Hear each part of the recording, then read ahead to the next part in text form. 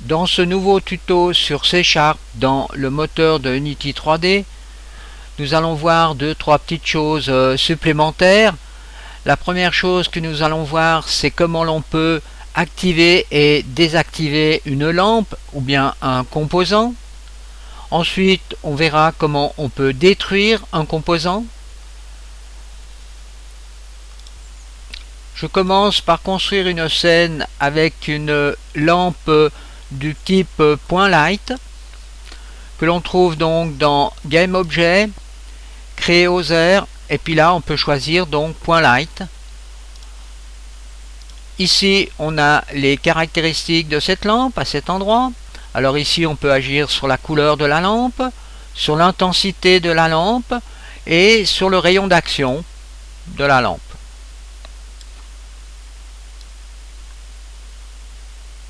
Ensuite, je crée un script que j'appelle Enable Component. Alors, allons dans MonoDevelop.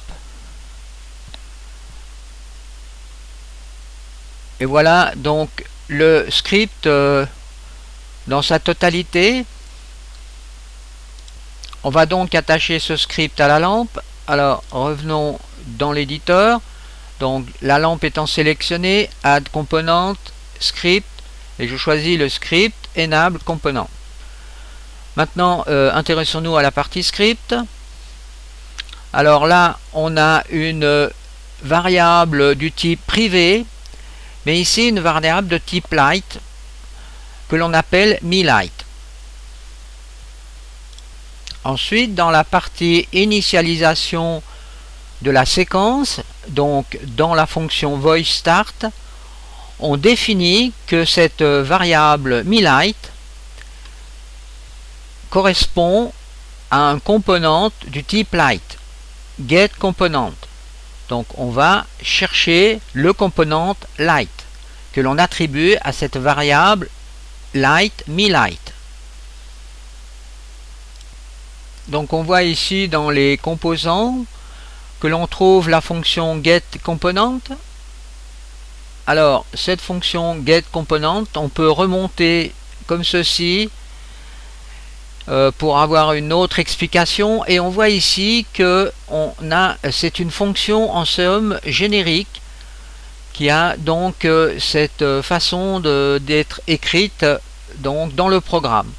Là, on a aussi un autre exemple, variable objet getComponent rigidBody.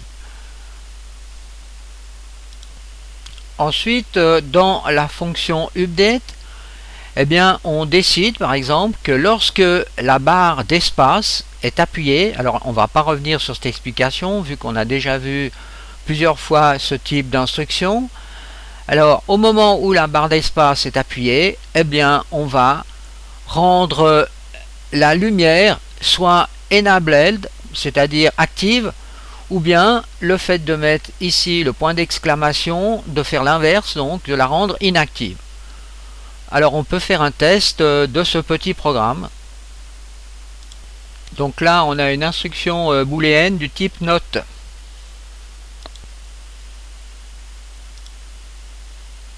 Donc au moment où j'appuie sur la barre d'espace, la lumière s'éteint. Si je rappuie sur la barre d'espace, la lumière s'allume. On va en profiter pour voir un nouveau script. Alors ce script est appelé Destroy Basic. Alors c'est un script extrêmement simple.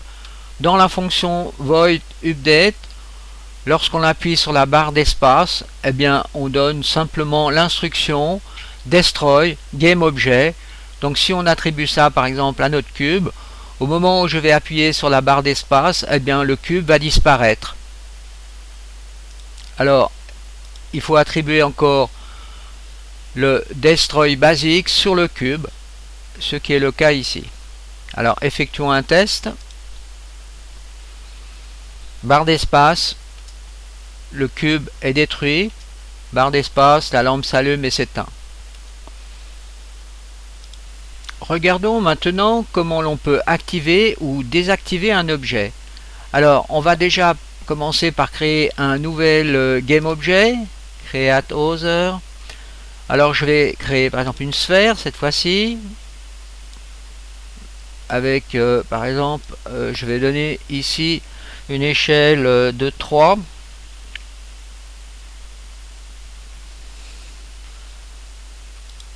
Alors on veut tout simplement commander cette sphère, la rendre active ou pas active. Alors cela revient à décocher, vous voyez, à cet endroit. Donc la sphère est inactive et là elle est active.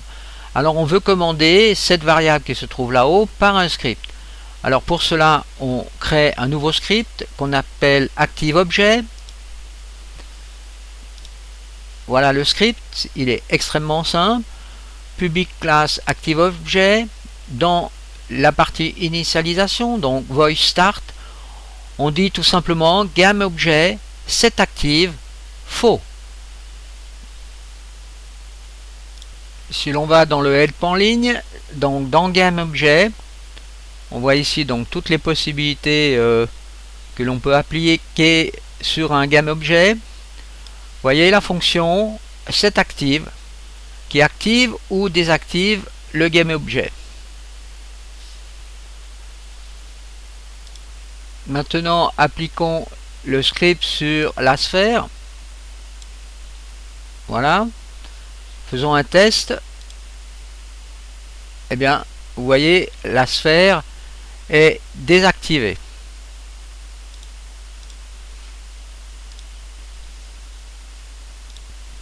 Nous allons maintenant étudier un nouveau script qui nous permet de réaliser des transformations en douceur, par exemple des transformations de position, d'intensité de la lumière et de couleur de la lumière. Alors je fais un test. Donc là par exemple si j'appuie sur la touche Q, vous voyez j'ai un déplacement de la lumière. La touche E me déplace dans l'autre sens. La touche A, j'ai une variation de l'intensité. Touche D, c'est en opposition. La touche Z va me permettre de changer la couleur et la touche C dans l'autre sens. Donc on va essayer de comprendre comment on peut réaliser ce type de script. Je crée un nouveau script que j'appelle finished_lerp.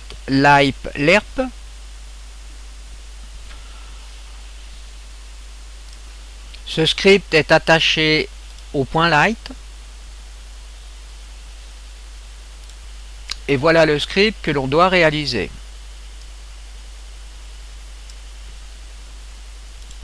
On commence par définir 4 variables. Une variable du type public float, qu'on retrouve, vous voyez, à cet endroit ici, qui nous permettra justement d'agir sur la variable smooth. Ensuite, on a 3 variables privées. Une variable vector3, que l'on appelle new position, une privée float new intensité et new color. Ensuite, on rentre dans une première fonction que l'on n'a pas vue mais qui est extrêmement important, void AWAC, avec la prononciation française.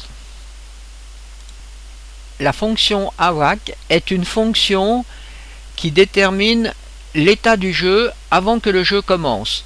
Cette fonction est toujours en premier, même avant la fonction start et update. Donc cette fonction permet d'initialiser des variables. Dans cette fonction, on voit ici 3 lignes de code. La première ligne de code, eh bien, la variable new position est égale à transform position. Alors souvenez-vous, on a déjà vu la transform position. La fonction transform position, qui est du type vector3, vu que c'est x, y et z, permet, souvenez-vous, de positionner un GameObjet dans l'espace monde. Ensuite, nous avons une variable new intensité, donc du type float, qui est en relation donc avec light intensité. Donc light intensité, si l'on regarde dans les références, light intensité est l'intensité de la lumière. qui est multiplié avec la couleur de la lumière. C'est un peu la même chose qu'avec le transform position. Nous avons une troisième ligne, la nouvelle couleur, new color, sera aussi en relation avec light color qui fonctionne sur le même principe que light intensité et transform position. Donc dans le help, on voit ici que ce sera la couleur de la lumière. Nous venons donc d'initialiser avant le démarrage du jeu 3 variables qui nous permettent d'agir en intervenant donc sur ces variables par calcul, donc par la suite ici, pour agir par exemple sur la transformation, donc sur la position de la source de lumière, sur l'intensité de la même source de lumière et sur sa couleur. Ensuite on a la fonction voidUpdate qui se fait frame par frame, et là dans cette fonction on voit que l'on a ici, on va chercher 3 fonctions différentes. Une première fonction qui va être chargée de calculer la nouvelle position de la source de lumière, une fonction intensité qui va nous permettre de calculer donc la variation d'intensité de la lumière, et la même chose pour la couleur de la lumière. Ces 3 fonctions se trouvent successivement void position change, void intensité change et ici void couleur change. Donc en résumé ici on fait l'appel à 3 fonctions. Alors première fonction position changing. Donc ceci va nous permettre de changer la position de la source de lumière. Alors en tout premier on définit une position A et une position B. Ce sont des vecteurs 3 vu que ce sont des valeurs x, y, z. On dit que la position A est égale à new vector 3, donc ça sera en moins 5, 3 et 0 pour x, y, z. Pour la position B, eh bien, on a simplement changé la partie x, donc que l'on a rendue positive et que l'on met à 5. Y et z est identique.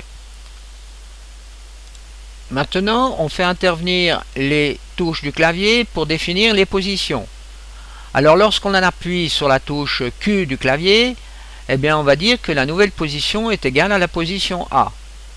Donc, c'est la position ici qui est donnée ici. Ensuite, si on appuie sur la touche E du clavier, eh bien, la nouvelle position sera la position B. Ensuite, on fait ici cette ligne de code, transformer la position. Mais on ne va pas transformer la position d'une façon brutale, mais d'une façon avec une transition relativement lente et smooth. Alors pour cela, on utilise ici une nouvelle fonction, lerp. Donc on voit ici dans le help en ligne que vecteur 3 lerp est une transition linéaire entre 2 vecteurs. Donc ceci va se faire en douceur.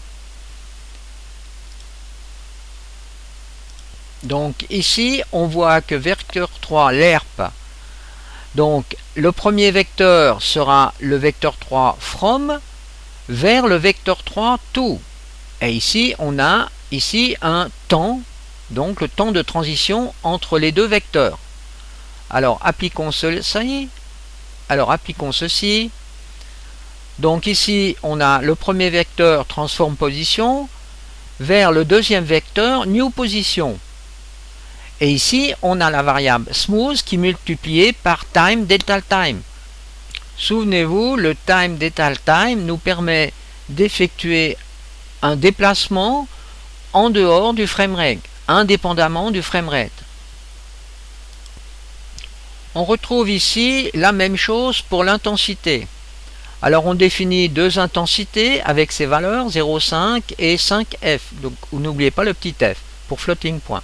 Ensuite, de nouveau, avec la touche A, on fait une new intensité qui est égale à l'intensité A. Et puis avec la touche D, on aura la nouvelle intensité qui sera dépendante de l'intensité B, de la variable B.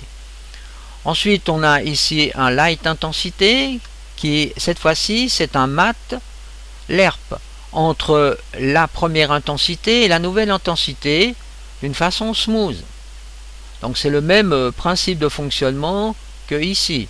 Mais cette fois-ci, ça se fait pas sur des vecteurs, mais sur des fonctions donc mathématiques, vu que c'est des floating points. Entre deux floating points, on fait cette transition. Là, ça sera la même chose avec les couleurs. On va définir une couleur A comme étant rouge, une couleur B comme étant verte, et ensuite, si on appuie sur la touche Z, eh bien la new couleur sera la couleur A. Si on appuie sur la touche C du clavier, eh bien la nouvelle couleur sera la couleur B. Et ici, light color, eh bien ce sera un lerp sur la variable couleur. Donc light color vers la nouvelle couleur, et tout ceci avec un smooth. Donc on retrouve les explications mat lerp, donc entre deux floating points, et la même chose pour color lerp, entre la couleur A et la couleur B.